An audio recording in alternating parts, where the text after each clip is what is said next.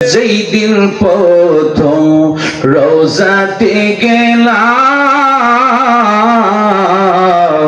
ওই দিন থেকে তোমার প্রেমে রাসূল পাগল হইলাম। তুমি থাকো দূর মদিনায় আমাকে রাইখা দূরে জনমের মতো দেখালো আপনারে নবী আসেন আমার সামনে জনমের মতো দেখালো আপনারে। জোরে করিয়া রাসূলুল্লাহ। যারা পড়েন তাহাজ্জুদ নামাজ পড়ে 2 রাকাত পড়েন, 4 রাকাত পড়েন, 8 রাকাত পড়েন, তাহাজ্জুদ নামাজ পড়ে মাহে রমজান আসতেছে। ও যুবক, তাহাজ্জুদ নামাজ পড়ে সেহরি খাওয়ার পরে আর ঘুমাবেন না। তাহাজ্জুদ নামাজের সাহারি খাওয়ার আগে তাহাজ্জুদ নামাজ পড়ে আপনি এই শানগুলি আপনি গাইতে থাকবেন। দেখবেন ইনশাআল্লাহ ফজরের নামাজ তো পড়বেন, 41 দিন নয় 30 দিন লাগবে না। রমজান মাসে তাহাজ্জুদের সময় সাহারি খাওয়ার আগে আমার মদিনা ওয়ালার সাথে আপনার অবশ্যই দিদার হবে। আরো জোরে বলেন। কিছুক্ষণ পরে আমার নবীজির কন্যা মা ফাতেমা রাদিয়াল্লাহু তাআলা আনহা, যাকে আমার নবী বড় ভালোবাসতেন, আদর করতেন, আমার নবী যেখানে যাইতেন যাওয়ার পূর্বে নবীজির কন্যা মা ফাতেমার কাছে বলে যেতেন, মা আমি এমন জায়গায় যাচ্ছি। আমার নবীজির কন্যা মা ফাতেমা যতক্ষণ পর্যন্ত আমার দয়াল নবী ঘরে না ফিরতেন ততক্ষণ পর্যন্ত নবীর জন্য দিন দাঁড়িয়ে অপেক্ষা থাকতেন। আমার রাসূল বললেন, মা মা তুমি কিসের জন্য কাঁদলা? বুঝতে পারলাম না। আব্বা আপনার ঘরের দরজার সামনে এমন একজন পুরুষ আমি দেখলাম আমার জীবন আমি কোনোদিন দেখি নাই। আব্বা এমন কোন পুরুষ আমি আর কোনোদিন দেখি নাই। বলে, মা কি দেখেছো? আব্বা আমি দেখছি 2টা পা হলো জমিনে, মাথাটা হলো খোদার আসমানে। আল্লাহু আকবার বলেন। আমার রাসূল কিন্তু কোনো বর্ণনা করেন নাই, খালি কথা বললেন। এই কথা বলার পরে আমার নবীজি গুনগুন করে কেঁদে ফেললেন। নবীজির কন্যা মা ফাতেমা রাদিয়াল্লাহু তাআলা আনহা কয়, আব্বা আমি তো এই পুরুষের নাম বললাম না, নামও জানি না, খালি আমি বর্ণনা করলাম আপনি কিসের জন্য কাঁদতেছেন। এই কথা যখন বললেন আমার নবী কয়, মা যিনি আমার ঘরে দরজার সামনে দাঁড়িয়ে আছেন মা, ওনার নাম হলো আজরাইল ফেরেশতা। আরো জোরে কয়টা? এখনো নবীর ঘরের ভিতরে ঢুকে নাই, আমার নবী বুঝে ফেললেন, নাম বলে দিলেন। বললেন, মা ফাতেমা প্রশ্ন করে, আব্বা উনি কেন আপনার ঘরে দরজার সামনে এসেছেন?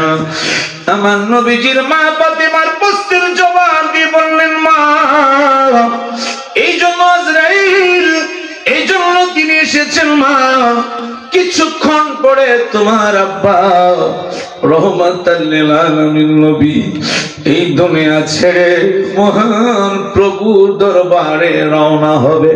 সুবহানাল্লাহ। আর জোরে কয় না? এই কথা বলার পরে নবীজির কন্যা মা ফাতেমার কান্না ডবল বেড়ে গেল। আমার নবীজির মা কন্যা মা ফাতেমার কান্না বন্ধ করে না, কান্না চালু রাখতেছেন, এমন ভাবে কাঁদতেছেন কাঁদতেছেন কাঁদতেছেন, গড়ায় গড়ে করে কাঁদতেছেন। আজরাইল এখনো দরজার সামনে দাঁড়িয়ে আছেন। আমার নবী অনুমতি দিনে ঢুকবেন, অনুমতি এখনো দেয় নাই, দিবে। আমার বন্ধুরা বাবারা, আমার নবীজি বললেন, মা মা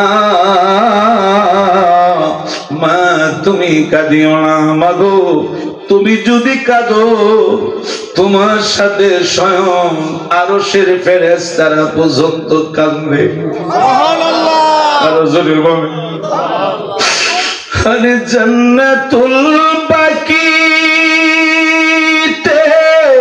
সালাম করো প্রকৃতিতে মা ফাতেমা যেখানে ঘুমায় আরে জয়নাল আবদিন বুকে লইয়া ইমাম হাসান আছেন শোয়া উত্তর পাশে মা আয়েশা সিদ্দিকা গো নবীজি কেমনে যাব সোনার মদিনা বলেন আমি কেমনে যাব প্রেমের মদিনায় গো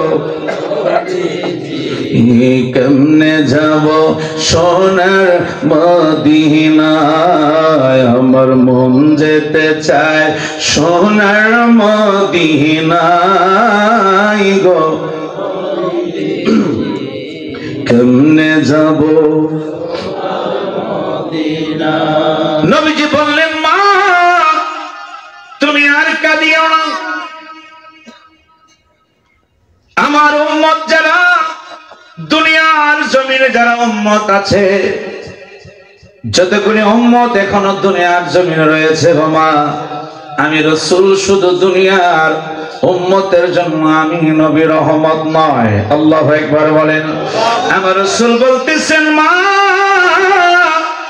আমি যখন কবর জগতের মধ্যে চলে যাব আমি যখন রওজা মুবারকের মধ্যে শুয়ে যাব আমার কবর দেশের মধ্যে কোটি কোটি গুনাহগার উম্মতগুলি রয়েছে গো মা আমি যখন দুনিয়া থেকে আমি যখন কবরের দেশে চলে যাব মা ওই কবর জগতের প্রত্যেকটি উম্মতের জন্য আমি নবী হইলাম রহমত আর জোরে বলেন তাই সকলে মহব্বতে ভালোবাসা নিয়া আরেকটু গমের ভাবটা চলে যায় আল্লাহ আল্লাহ আল্লাহ আল্লাহ আল্লাহ আল্লাহ আল্লাহ আল্লাহ আল্লাহ আল্লাহ আল্লাহ আল্লাহ আল্লাহ होते हैं चाइना दुनिया वाला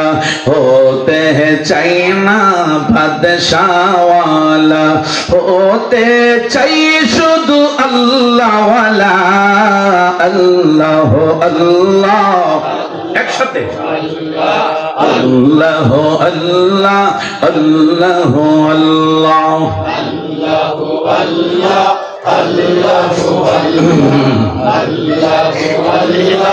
अल्लाह अल्लाह अल्लाह अल्लाह अल्लाह अल्लाह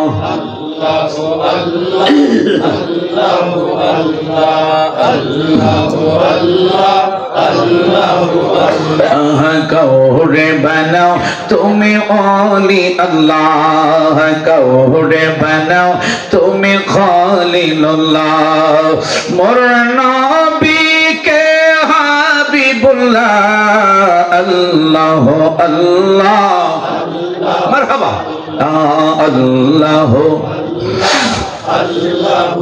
अल्लाह अल्लाह अल्लाह अल्लाह अल्लाह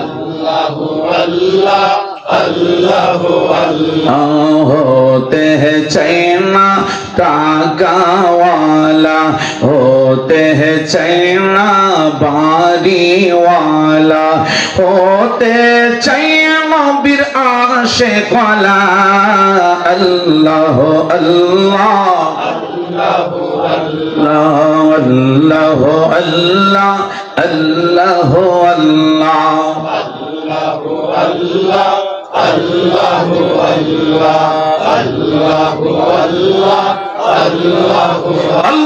अल्लाहुम्मा सल्ली व सल्लिम व बारिक अलाई मदारितुन नबुवात किताबेर नाम আল্লামা শাইখ মুহাদ্দিস দেহলভী রাহমাতুল্লাহ আলাইহি যে কিতাব রচনা করেছেন আল্লাহু আকবার বলেন উনি হলেন ভারতবর্ষের জন্য সর্বশ্রেষ্ঠ মুহাদ্দিস ছিলেন উনি আমার নবীজির একজন আশিকে রাসূল ছিলেন উনি ইন্তেকালের আগে বলেছিলেন তার ভক্তদেরকে যে যখন আমি ইন্তেকাল হব আমার কবরটা যখন তোমরা করবা এমন ভাবে করবা আমার রাসূল যখন আমার কবরে আসবে আমি যেন আমার দয়াল নবীজিকে দাঁড়িয়ে দাঁড়িয়ে আমি যেন কবরে সালাম দিতে পারি। আরো জোরে কয় না? দেখছেন উনি কেমন একজন নবীর আশিকি রাসূল ছিলেন। আমার আপনার নবী রহমত নিয়ে মামিনার পেট মোবারকের মধ্যে ছিলেন।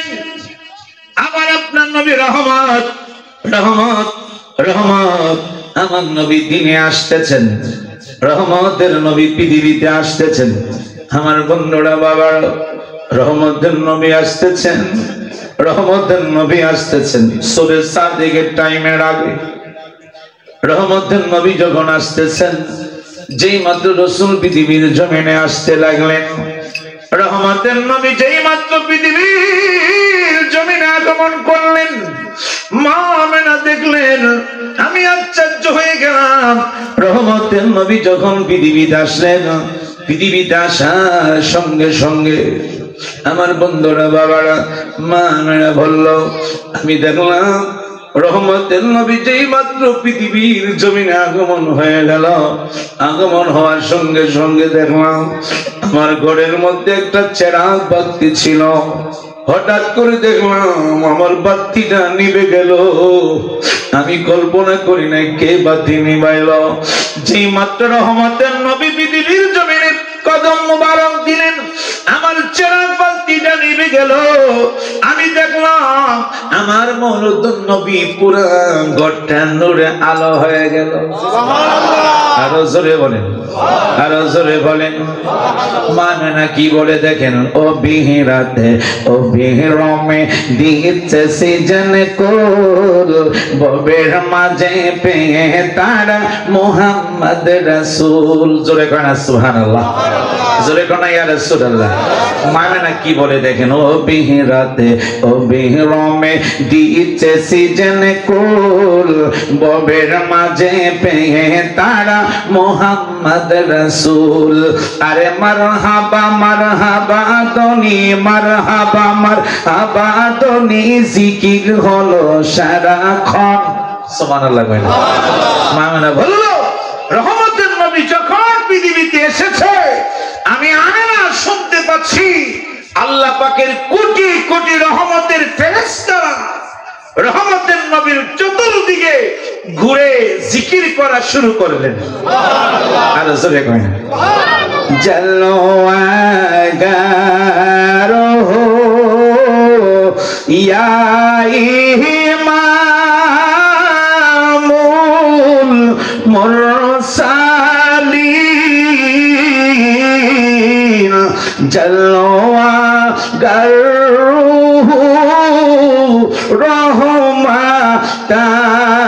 রহমাতাল্লিল আলামিন। চিৎকার বলেন ইয়া রাসূলুল্লাহ।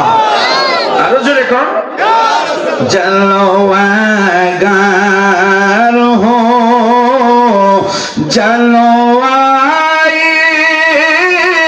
নূরে খুদা,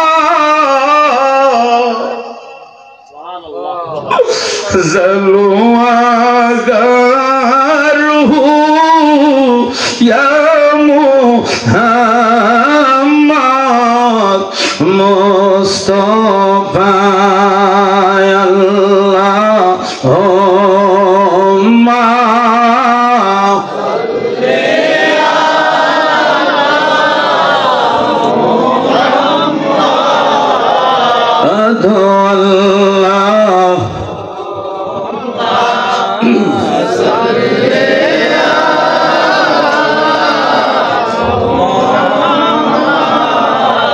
আল্লাহ আল্লাহুম্মা সাল্লি।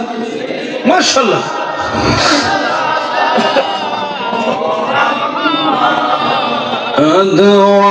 আলা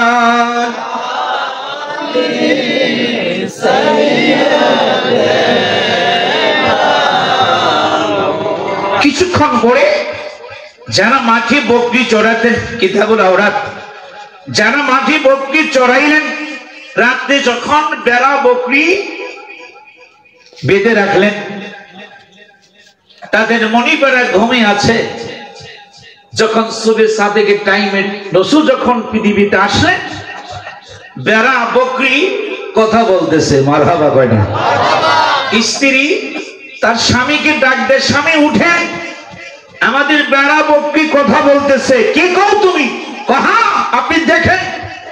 গিয়ে দেখি বেড়া বকরি একজন আরেকজনকে কয়, শুনছো? কয় না। কয় এই মাত্র মা আমিনার পেট মুবারক থেকে রহমতের নবী পৃথিবীতে আগমন হয়েছে। সুবহানাল্লাহ। আরো জোরে কয় না? সুবহানাল্লাহ। দেখছেন, আমার নবী হচ্ছে রহমত।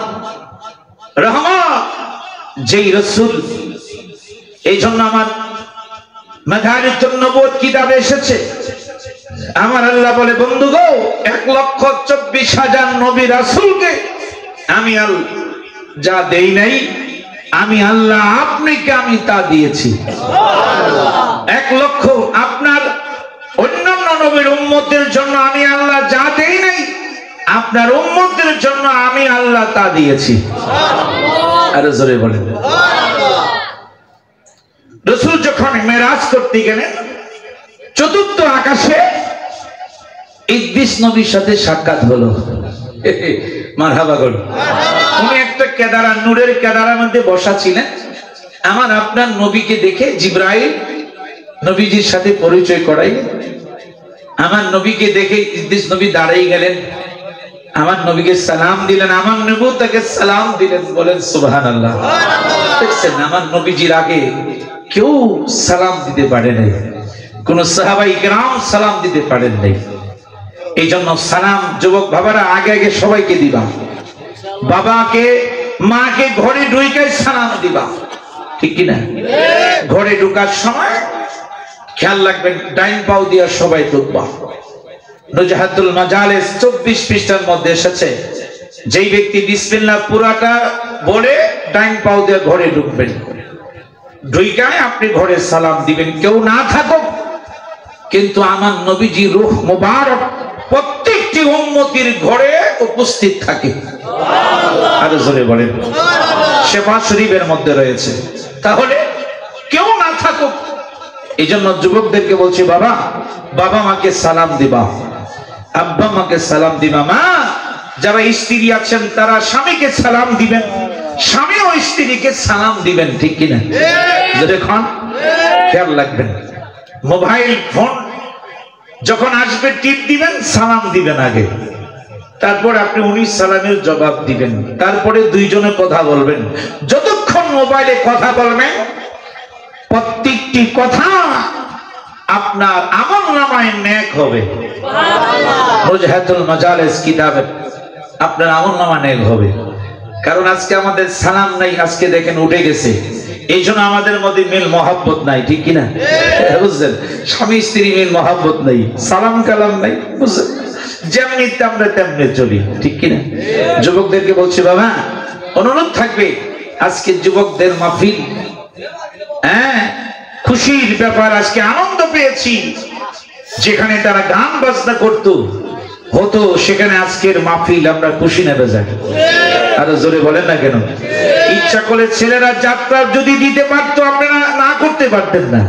কিন্তু আজকে সেই যুবক সব বিরত রেখে, যাত্রা প্যান্ডেল থেকে বিরত হয়ে, গান বাজনা থেকে বিরত হয়ে আজকে যে কোরআনের হাদিসের মাহফিল আঞ্জাম করেছে, আল্লাহ যেন তাদেরকে হায়াত দেয়। জোরে করে আমিন। আরো জোরে করে আমিন। সামনে যেন আরো ভালো হয়, আমরা চাই কি চাই না?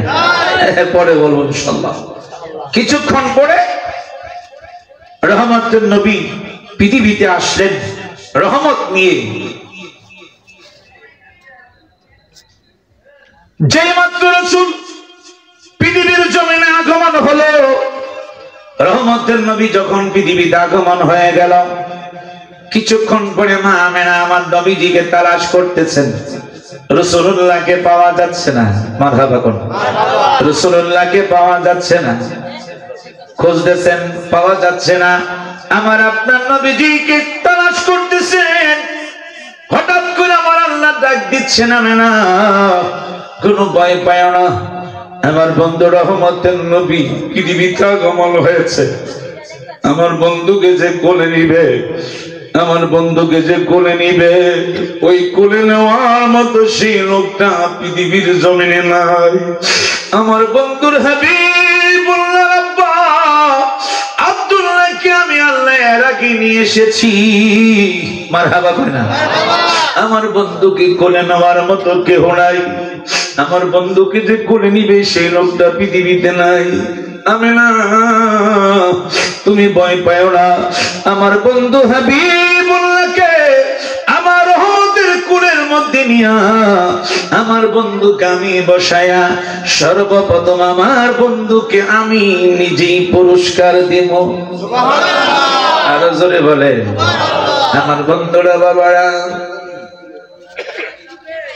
নবী মাটির গর্ভে আসিয়া পিতাহারা হইয়া এতিম রূপে আসিলেন ধরাই গো নবীজি, কোন সাধনে পাইব তোমায়, আমি কোন সাধনে পাইব তোমায় গো নবীজি, কোন সাধনে পাইব তোমায়।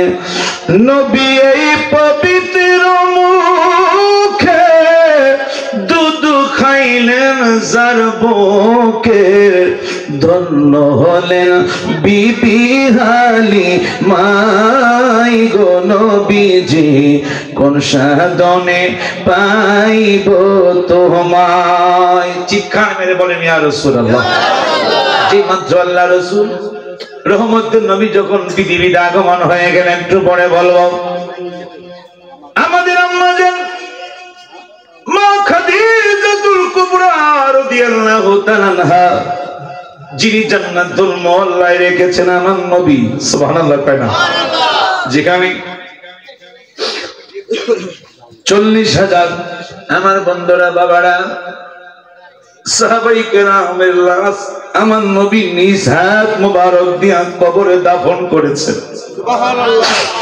জান্নাতুল মুআল্লা পৃথিবীর 3টি জায়গার মধ্যে কবরে আযাব নাই। জান্নাতুল মুআল্লা হলো মদিনায়, জান্নাতুল বাকি হলো, জান্নাতুল মুআল্লা হলো মক্কায়, জান্নাতুল বাকি হলো মদিনায়। সুবহানাল্লাহ বলেন। আমার বন্ধুরা বাবারা, আমার নবীজির দুঃখের দিনে স্ত্রী ছিলেন খাদিজাতুল কুবরা, আমাদের আম্মা জান। আমাদের আম্মা জান যখন নবী গাড়ে জাবালে নূর পাহাড়ের মধ্যে ধ্যানমগ্ন ছিলেন, যেই পাহাড়টা এত বড় খাড়া উঁচা পাহাড়, বন্ধুরা বাবারা এত খাড়া দেখেন, সোজা আলিফের মতো খাড়া, যেই পাহাড়টার মধ্যে উঠতে একটা সুস্থ যুবক 2 থেকে 2.5 ঘন্টা সময় লাগে। আর জোরে বলেন না কেন? আমি নিজেই সেই পাহাড়টা নিজে প্র্যাকটিক্যাল বাস্তব দেখলাম। জাবালে নূর যে পাহাড়ের গর্তের ভিতরে আমার নবী ধ্যানমগ্ন ছিলেন, ওই আমাদের আম্মা জান খাদিজাতুল কুবরা রাদিয়াল্লাহু তাআলা আনহা দৈনিক আমার আপনার নবীর জন্য 2 বেলা খানা নিয়ে যাইতেন। সুবহানাল্লাহ। আর জোরে বল সুবহানাল্লাহ। খানা নিয়ে যাইতেন। আমার নবীজি বললেন, খাদিজা এত কষ্ট করে তুমি কেন 2 বেলা আসো? আমার নবী সামনে আমাদের আম্মা জান খাদিজাতুল কুবরা রাদিয়াল্লাহু তাআলা দাঁড়া বললেন, ইয়া রাসূলুল্লাহ, নবী গো, এই জন্য আমি 2 বেলা খানা নিয়ে আসি, কারণ আপনি রাসূল যদি আমার খাদিজার প্রতি খুশি হন, আমার আল্লাহ তাআলা আমার প্রতি রাজি থাকবে। সুবহানাল্লাহ। আর জোরে কয় না? সুবহানাল্লাহ। আমার আল্লাহ আমার প্রতি রাজি থাকবে। আমার আল্লাহ তাআলা খাদিজা যখন একদিন লেট করে আসলেন, আমার আল্লাহ বললেন, জিবরাইল আমার বন্ধুকে তুমি গিয়া সালাম দিবা, জাবালে নূর পাহাড়ের গর্তের ভিতরে তুমি যাও, আমার বন্ধুকে গিয়া সালাম দিবা, সালাম দিয়া বলবা খাদিজাতুল কুবরা প্রতিদিন আমার বন্ধুর জন্য যে 2 বেলা খানা নিয়ে আমার বন্ধুর জন্য যায়, আমি আল্লাহ খাদিজার প্রতি খুশি হইয়া আমি আল্লাহর পক্ষ থেকে খাদিজাকে আমি সালাম জানাইলাম। আপনারা ফতোয়া দিবেন, আল্লাহ যাকে সালাম জানায় ওই লোকটা কেমন হবে? ভালো হবে।